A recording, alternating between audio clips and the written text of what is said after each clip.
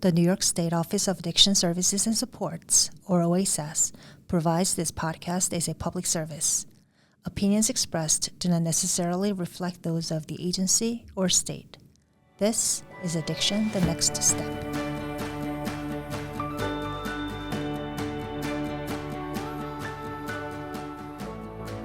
Hello, friends. This is Jerry Gretzinger, your host for Addiction, the Next Step.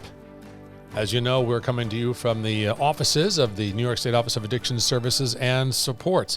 Thank you for joining us. Today, we always get to talk to a variety of people, which is terrific. Sometimes it's people with direct lived experience. Sometimes it's people who have connections to people who have had substance use issues in their lives, who have then gone on to provide services and supports. And that's one of the guests we have on today. And it's really nice because we can tap into them as resources to be able to share their information, what they've learned, to help those of you out there who could perhaps benefit from what they have to tell us. And that person today is Michelle Harris-Semple, and she's with Services for the Underserved. And Michelle, you're downstate in the New York City area, correct? Yes, I'm in Manhattan, New York. All right. Well, listen, thank you so much for connecting with us today and coming on the podcast to talk about this. You know, I mentioned we get to talk to people who not only have some experience providing services, but have some experience with loved ones, friends, relatives who had issues with substances in the past. And I know that's the case for you as well, right? Yes, Jerry. Yes. So I had a cousin who had experience with crack use disorder. And she was able to get the assistance and also deal with that. And she's now 26 years sober. Oh, that's terrific. That's a story we always love telling people about. You know, recovery is possible. That's what we tell people. If you can, before we get into the things you've learned and kind of the path that took you down for what you're now doing, I know you do a number of different things. You have your KSAC as well, right? I mean, you've been doing a lot with substance over the years, helping people. Yes. So my KSAC, my social work degree, and basically I started out with Services for the Underserved. I've been there for 7 years. I started out as a housing case manager and then grew into the psychotherapist, just helping individuals who are just underserved when it just comes to housing, substance use disorders, and mental health. And as we know, housing is such a barrier. Sometimes housing being a challenge, it can keep them from getting other supports and services. So that's so important.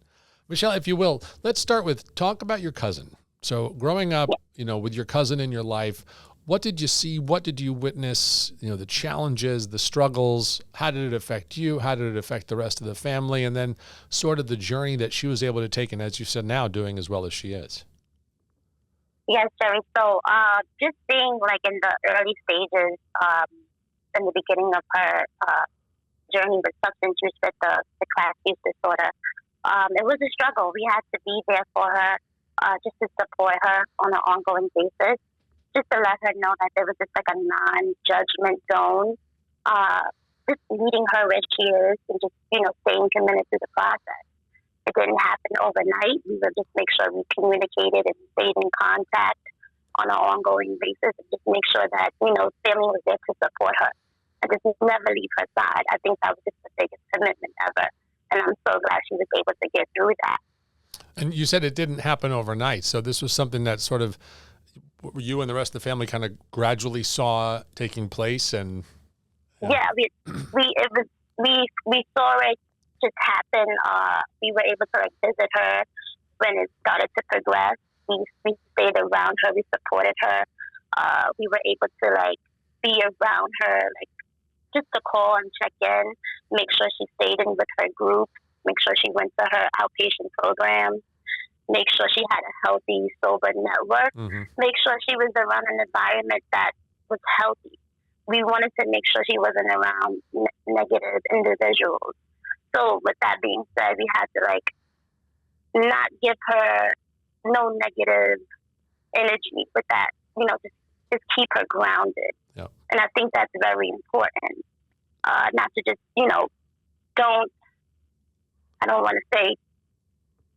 don't downplay her situation, but just try to uplift her. And in a way, we try to do that in a positive way. Yeah. And, if approximately how old was she when she started having issues with substances? She was around, at that time in her 20s. Okay. Yeah, in her 20s. And then now she's older now. She's like my older cousin. So she's older now. So she's able to like function and get a job and get housing. That's great. Because now she's able to keep that foundation and then have a sober network now. Yep. So, you know, because go ahead. Go ahead. No, because she just stayed, just having that faith and that hope, just having that beacon of hope is important. You know, you mentioned she was in her 20s, and it makes me think, you know, we've recently spoken to other people who say they started when they were, you know, not even 10 years old, in their teens. We have other people who've said, you know, I never touched anything until I was in my 30s. So, and I'm sure now in the work that you're doing, you also see, you know, substance use disorder is not something that, you know, only happens in one age group. It can be, you can be any age, anywhere, anyone. Right. It doesn't discriminate, Jerry. So that's what most people have to understand. It does not discriminate. And so as you know, continued to support your cousin, you said she's your older cousin. Yeah. At what point did you say, you know, this is something I want to continue to do to be able to help people with? You know, we're supporting her, and I want to do this for more than just my cousin. At what point, Jerry, I think is when I saw her be able to maintain employment, be able to maintain housing, and just seeing what she went through. Seeing her be able to stay sober, seeing her be able to get those keys to her own place and be able to keep the years of sobriety that she has now and not go back. So and it helped, and I see her also inspire others. So that made me want to just talk about, you know, like I want to help someone else do that. I can see myself doing that for someone else. Yeah, and I'm so glad to hear you say this too, because one of the other things that we're always preaching here at OASAS is that we want people to consider joining the addiction support and services profession. You know, come into the field and do this work because, like you said, you can do so much good. So we talked about you being a psychotherapist now. Tell me how that kind of works with the services you provide to folks who come in that you may see who have substance use disorder. It's a holistic approach, so it's an all-around approach with their whole life areas. So I'm coordinating services to their best needs. So it starts with their substance use. So we address that first. We work on the intake. We start off with what needs to be addressed. What outpatient do they want to attend? We allow them to make that decision on what area they want to attend. And then if they're ready, then we work on the next steps of engaging into groups. And then if they want to do mental health, then we go a little further. So I think the best practices is just meeting that person where they are and just getting them to just grow within their recovery journey. Yeah. I always ask people this too. If someone is listening to this and has been debating, well, maybe I should make a phone call. Maybe I should get involved and talk to someone about, you know, how I might benefit from this. But they've got some of those barriers we talk about. Like you talked about housing. I know sometimes it's transportation. It could just be stigma, right? The concern about putting themselves out there and letting people know I need some help through this. What would you say to them? How would you explain to them that, you know, you can pick up that phone, you can make that call, and all those other issues can be addressed together? I would say to them that with the Connections to Care program that we also have within SUS, that we also have a peer specialist. We have someone that has the live experience that can help them get through this. So there's someone that can also connect with them on their stories, that can make it more relatable, so that way they can feel more comfortable to make that next step, so that they don't feel no fear to want to go to that next approach and wanting to make that change. Mm-hmm. Because I know there can be some ambivalence and some, or maybe no motivation. They might need someone to speak to that they can just relate to, or someone that's been through that experience. Yeah. You know, as you were talking about that too, it made me think. You said earlier about how it made you feel so good to see your cousin do so well, to get those keys, and then you decided I want to continue to do this. And I have to think that, you know, the emotions you felt seeing her do so well, you're not inside her head, but I would think that for someone like that to see her cousin pursue this career because she was so inspired by her success, it had to be meaningful for her as well. So you guys, there must be some real emotion when you guys talk about like, hey, how's work going? How's life going? Yeah, because life happens. Life is going to continue to happen. And I think one of the best things, or one of the things that I love about her is that she continues to just keep on staying strong even when things do happen, right? So if there's like trauma at work or trauma with situations within the family, she doesn't go back to one to use. She'll try to go make an NA group. Mm-hmm. She'll try to reach out to her sponsor. So I just love that she stays grounded and she doesn't let nothing get in the way of her sobriety. Yeah.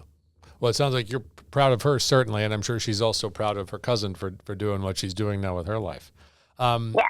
Talking more about what you do with the organization you work with, I know there's a lot that's done not only to help people come through the door and to start treatment and to go in that direction, but also, when they are in recovery, which again, we want to say is possible for everyone, there's a lot that needs to be done and is being done to help like reintegrate, with the life that they want to be leading. Yes, reintegrate and get them back into stabilization. So we want to make them feel normalized. So with that being said, I guess talking about it more. So we're getting them to, we're talking about supportive housing services more. Mm-hmm. So we're educating them about the process. We're talking about not rushing the process so much and probably just focusing more on the substance use journey, focusing more on the mental health journey before we start to go into that supportive housing process. Because sometimes a lot of our participants may want to rush that housing process and might not be ready. So we need to get the supports in place before we jump the gun, kind of in a sense. Right. Sorry. So get them prepared for success. Yeah.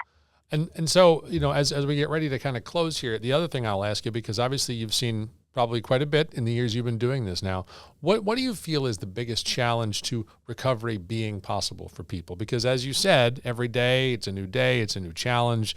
We tell people recovery is not a destination, it's a journey. So what are those challenges that you try to prepare people for so that they continue to be successful in recovery? One of the challenges I try to prepare people for, I would say, is just stay hopeful through the process and stay hopeful through even the storm. There's going to be a lot of crises. There's going to be crises. There's going to be happy moments. There's going to be sad moments. But even when there's moments that do come like that, still stay hopeful in that process because it's not going to be forever. You're going to get over that moment. Just pick up a phone call someone and ask for that support and just get over that support by just picking up that phone. Get your peer support. You can't do this alone. It takes a village, like how my family came from my cousin. So you can't do this alone. It's a whole journey. And we're here to support everyone that is dealing with this type of substance use crisis. Yeah, and I think in all the stories that we've told with people, there's always one constant, and that is they've had support. And whether it's from family that was with them the whole way or family that they made, when they got into services and supports and programs, they made, some people say it was my second family. So there's always that key piece that we want to make sure people can include. So we appreciate you and people like you providing that to them and helping them find it. Yeah. Michelle, I want to thank you so much. Before we wrap up here, though, I want to ask you, if people are downstate in your area and say, you know what, I want to reach out, I want to talk to her, I want to find somebody in that organization to help, how can they go about finding you? They can call us at 877-583-5336, or they can email us at services@sus.org. sus.org.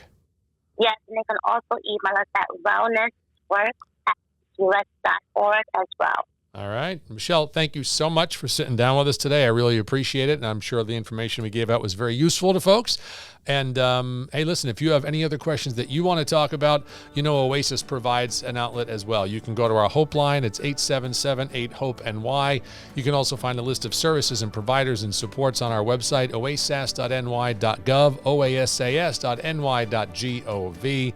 Until we see you again, or talk to you again if you're listening, I'm Jerry Gretzinger. Be well.